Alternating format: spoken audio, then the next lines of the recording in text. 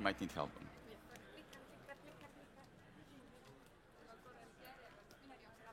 No? Oh, okay, now.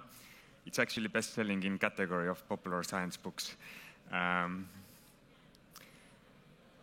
like the previous talk about co-founders. Indeed, I am a co-founder and a CTO of Pactium. And I think we are, as co-founders, ticking all the boxes there. But I personally have this strange thing that one of the co-founders is my brother. And actually, I don't know whether it's good or bad, depends. But a couple of years ago in Startup Day, actually, I was introduced as Kaspar Korjus to the stage. That was annoying. I will talk about business, negotiations, and autonomous negotiations. And we founded the company. I've got very deep tech previous experience, mathematics and robots and so on.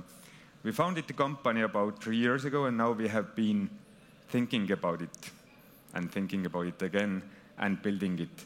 And it definitely, I mean, after 3 years, you learn something, or at least you think about it. And I'm going to share some ideas. All the ones I'm presenting at the moment are novel and recent and made for Startup Day. So, the first topic, the business, the commerce. I've got 3 statements here that I hope you kind of a bit agree. The global world of business. It turns out that most of it is B2B, that B2B is 2 to 5 times larger than B2C. B2B meaning business to business, and B2C, business to consumer, meaning that it might sound surprising because us as people usually buy stuff and the money flows with just us doing something. But in reality, even if you do something simple like buying a Coca-Cola bottle from the store, then actually you didn't buy it from Coca-Cola. You bought it from Remy or Selver. And actually they didn't usually buy it from Coca-Cola either. And then someone needs to produce them, make bottles, do marketing, do finance. So a lot of action is going on there. Most of the business is done in B2B.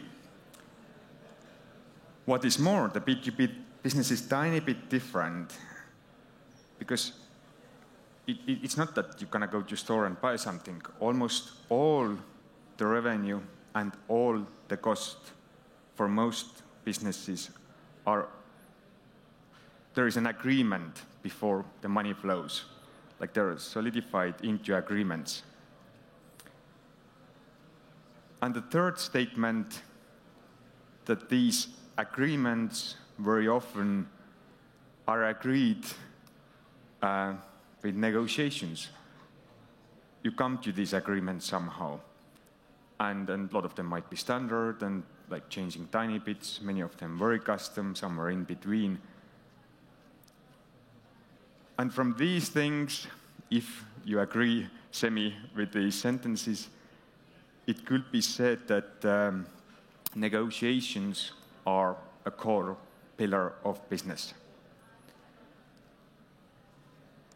And actually, we don't talk about negotiations too much.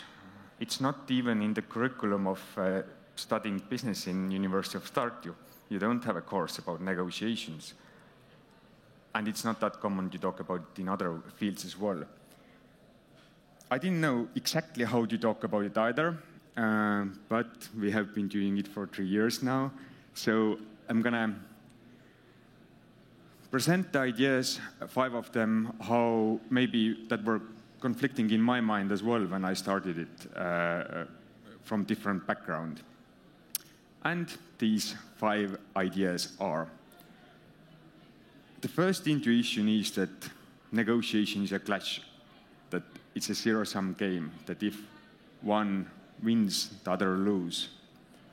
But if you read about them from books or from science, then they mainly emphasize the aspect of doing trade-offs. So usually you ask something that you really need. Maybe you need the money quicker. Maybe some other side doesn't want to pay for transportation or insurance or the contract length. And every time you do this trade-off, then by definition, it is getting better, the contract, the agreement for both sides. And this is not the first intuition that usually people have about, or at least I didn't have about negotiations, that it is about expanding the pie.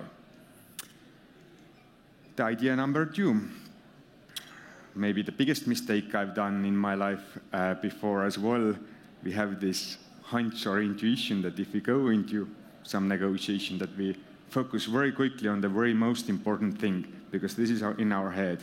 Usually it's the money, how much it costs, what is your salary, and so on. But from the science and from our own experimentation and A/B testing based on data, and of course 50 years of science, it's a very clear understanding that this should be the last thing that you discuss. You should start from simple things. If you agree on these, you get goodwill, you understand the other side, you're getting more and more wins until you end up with the most important aspect. And then it's more likely that you will close the deal and the business can be done. And while doing it, the least important things, you learn about others, you understand the situation, and so on. The third idea, with negotiations, me included, and Pactium included in the first year, we thought that the negotiation itself is the most important aspect. But it turns out, from our experience, and if you read scientific literature or business books, it is the preparation that is most important. And quite often it's not the negotiation that produces bad results or non-optimal agreements. It's that you even didn't think about what are the aspects you value more, how much you value these more. For example, if this contract would be with prepayment, how important it is actually for you. What is this contract is there for 4 years? How important it is? How important is transportation to something else, insurance to something else? Maybe in a more common terms, stock options in an employment contract, thinking about it before going into the negotiation. And we have seen that if you're working in a large enterprise and there are 2 contracts presented to you, which is better, people who are representing this company actually cannot tell, meaning that the negotiation is not even important if you don't know what you're optimizing for. Fourth idea, in this preparation, we quite often tend to start assuming things about the other side. And quite often these assumptions are not correct. But negotiations have this special property that you don't have to actually assume. You can just ask. You can say that these things are most important for me. I really want to have this deal. But you can also ask from the other side, what do you value? What are your other offers? How you think about it? And this learning and sharing information makes it possible in these negotiations. And actually, the more you do it, the better it is.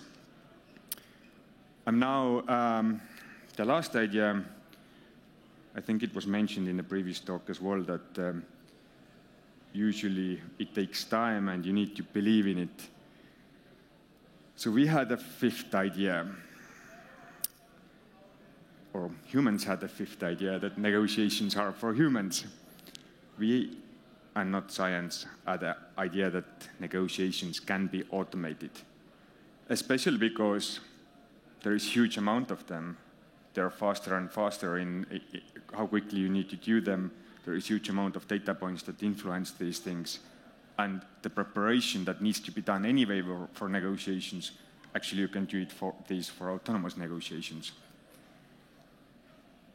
And that's the final high-level topic of autonomous negotiations. So Pactium. A really quick overview. We were founded 3 years ago. We are working with the largest companies in the world in all the different industries.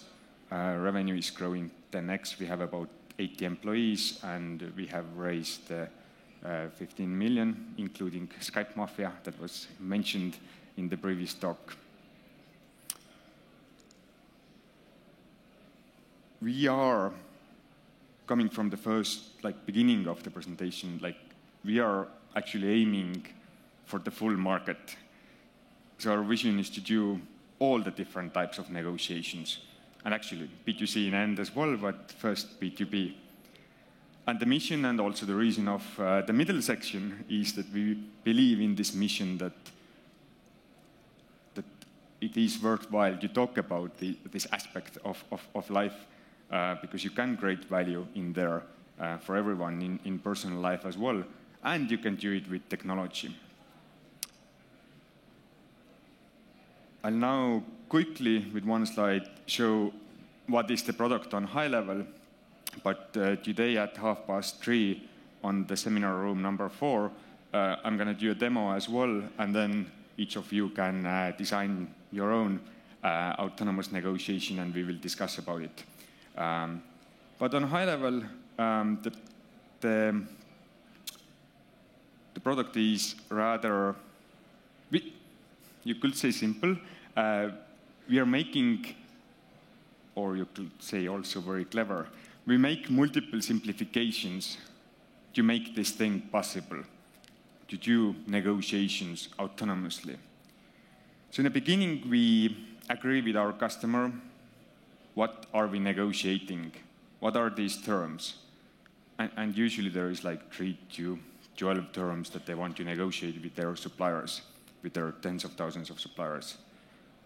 For you as a person, you might have had a similar experience that if you go and work in a large company and you need an employment contract, you can change the salary. If it's a tech company, stock options, starting date, maybe the title, but you cannot change the legal text there. You don't have power. The same thing happens when you are doing a mortgage, a loan for buying a house or apartment, that you can change the inflation, the payment schedule, the initial payment, and so on, but you cannot change legal texts. It doesn't work like this. The bank doesn't allow you to do it. So we are asking from our customer, for these small suppliers, what are these things that are adjustable? It becomes like a template that you need to fill in, and with all the possible values. In the first step, there is another thing we need to do. We need to know how valuable are these things for our customer.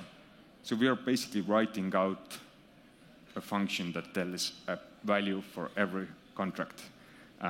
If the supplier will be paying you 30 days earlier, how much it is worth for you? Then they might say that it's 8% per year, 30 days is 0.7%. And we write out all these things, and sometimes they're dependent to each other, sometimes dependent to supplier, and so on. And this is the preparation that actually would be good to do for human negotiations as well. You need to understand the space and the value for you. And then comes the negotiation part. In there, with your autonomous negotiations, they are like structured chats. You can answer questions, order things, make offers, counter offers, do trade-offs. And in this negotiation, we ask from the other side what they prefer, we say what and we might reach a deal, we might not reach a deal. But all of this is actually happening autonomously at the moment in thousands, in Pactium for tens of customers and different use cases. And the third one is maybe less about negotiations, it's more about automation in general, that after we have reached the agreement, because it was a template that we filled in, we can generate this PDF, quite easy. We can send it to signing automatically. If it's signed, we can send the data back to our customers' databases. So this is a part of automation that makes it fully autonomous of doing new business or agreeing business deals. And basically that's it. I'm saying that negotiations are important, negotiations are interesting, we have many misconceptions there, and in technology, hopefully you can have a big impact there.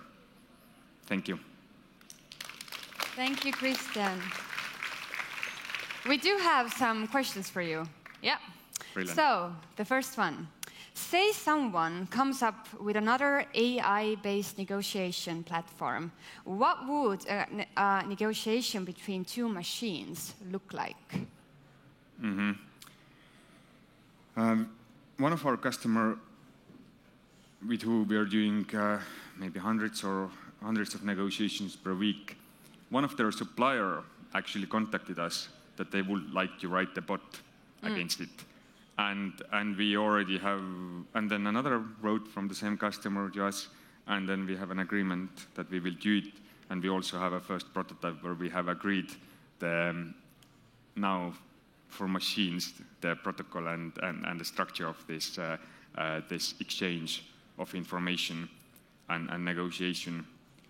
And so that way it's very realistic, measured in, I hope, in less than a year that it will be in production. Doing it for arbitrary use case such that you don't even know that you might get a negotiation, and then having this bot ready before that, this is way more complex, and I think this might take decades. Okay. Another question. How do AI agents deal with emotional factors? Do they have emotional traits, say showing greed, passion, motivation during the negotiations? Yes, it's an important topic. Indeed, it is there. It's an interesting fact maybe that by law of many countries, you need to be explicit saying that this is software, not a person. So we cannot give it a name and a person face. Or maybe we can, but then we need to be very explicit in the beginning that it is a bot. The emotions are there indeed. For example, one counterintuitive, let's say, experiment or A/B test or scientific experiment we did was that we tried to reduce the amount of text in these negotiations such that it would be extremely transactional, only the offers and so on, making it machine-like. And it produced 3 times worse results. People were closing it, not doing it, not trusting it, and so on. So this explaining for humans in human words the situation, what's going to happen, what is there, why it's there, the more open it is, the better it is, such that they could, for example, choose whether they will make the first offer or we make, or how we do it. All these aspects are very important. And they are all related to psychology of how we are perceiving it. And I guess it's very similar how you make computer games or movies, that you think about mood boards and strategies of feelings and everything, and then comes the strategy of negotiation, and then the specific copy and the specific way of how you make a game.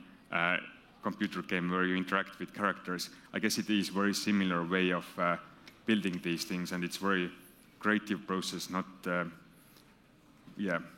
rather difficult to streamline, and a lot of mess thinking about these things. But I guess it must be like this. It's the same way how you make good computer games. Okay, and we have time for last question. What are the steps towards for a majority of negotiations to happen fully automatically? Any prognosis? Any problems? I mean, if I open my Slack, I probably have 20 new problems. So I wouldn't think that there is a single problem. I couldn't say it. We have proven everything so far. People are willing to do it, they like it, they think it's legally binding, people without IT experience can do it. We can produce value for customers, we can earn revenue.